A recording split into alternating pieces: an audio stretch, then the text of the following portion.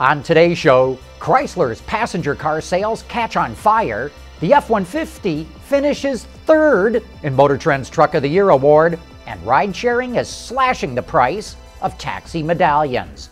All that and more coming right up on Autoline Daily.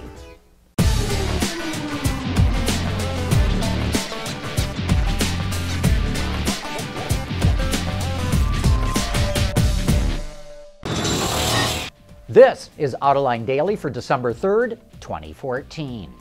New car sales in the U.S. market have been strong all year long. Now they're on fire.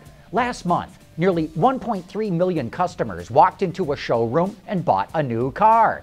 That's nearly 9% more than a year ago. The biggest change we saw last month is that Toyota just beat out Ford to take the number 2 slot. And FCA is really coming on strong. It finished the month just 12,000 vehicles behind Ford. And for once, it wasn't just Jeeps and Rams that drove those sales.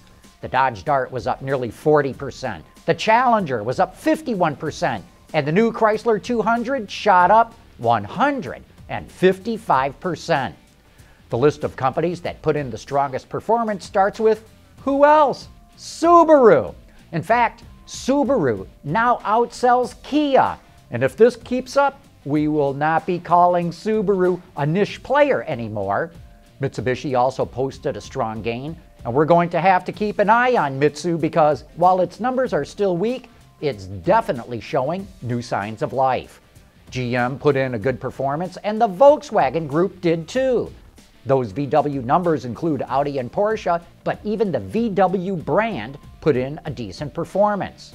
The weakest players include JLR and Volvo, which really took it on the chin. Hyundai, Kia also struggled. Nissan was up, but ever so slightly. And Ford continues to puzzle us with weak sales despite a powerhouse lineup of products. Oh, by the way, the SAAR came in at 17 million units.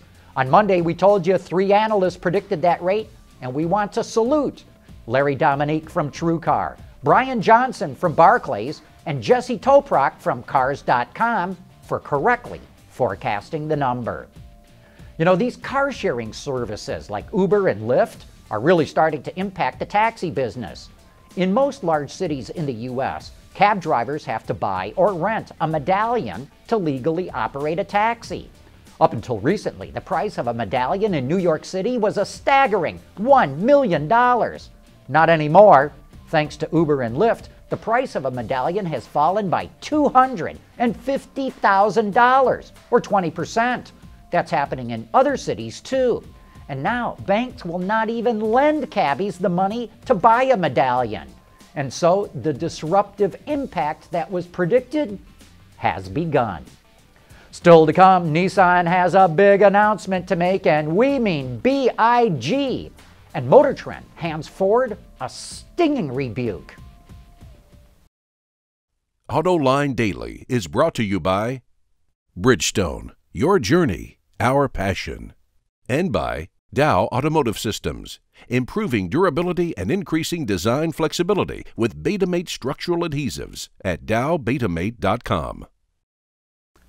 The word around Nissan's Nashville headquarters these days is BIG.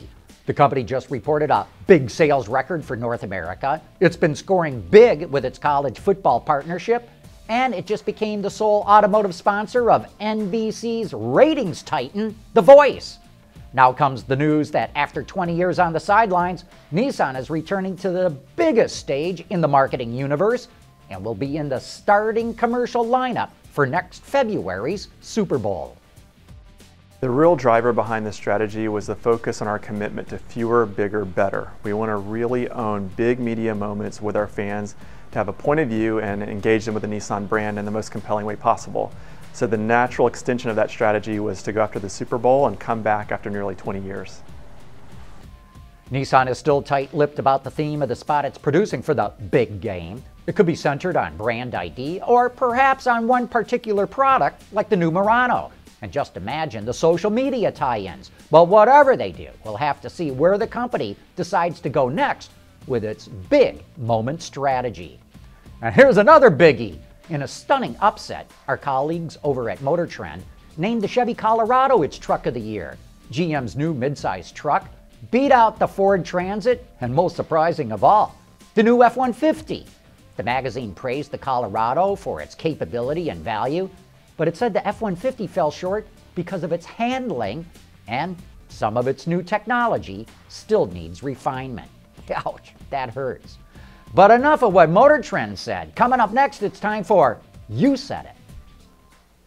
Dow Automotive Systems, driving solutions in automotive, commercial transportation, and aftermarket with innovative products like Betamate structural adhesives. Lighter, stronger, safer. DowBetamate.com. And now it's time for some of your feedback.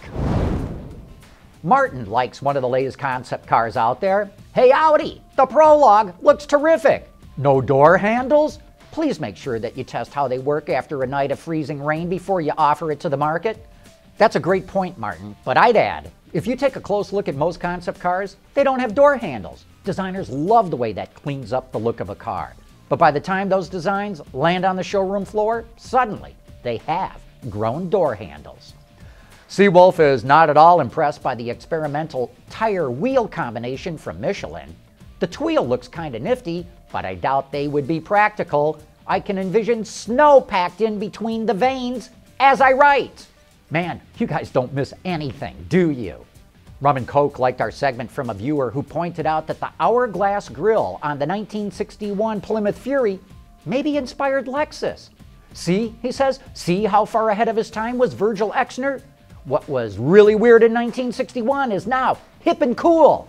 Maybe Lexus will poach the horse collar from the Edsel next. Yeah, horse collar. I wouldn't count on it. Not Ben 101 is worried about the impact of autonomous cars on jobs. What about the people that are going to be laid off who are taxi drivers, bus drivers, delivery and truck drivers? Hey, that's a legitimate concern. But remember, 100 years ago, people were asking, what's going to happen to the jobs of all those people who make saddles, horse carts, and buggy whips? HTG has an interesting take on what's going on at Ford. So, Jim Farley, car guy and racer, takes the Europe portfolio, and now there's rumor of entering the 24 Hours of Le Mans. Nope-be-dope-be, no coincidence. I like the way you think, HTG, and I bet, sir, that you are right.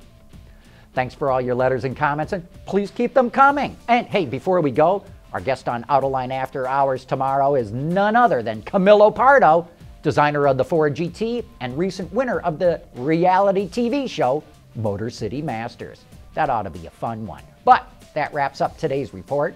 Thanks for watching.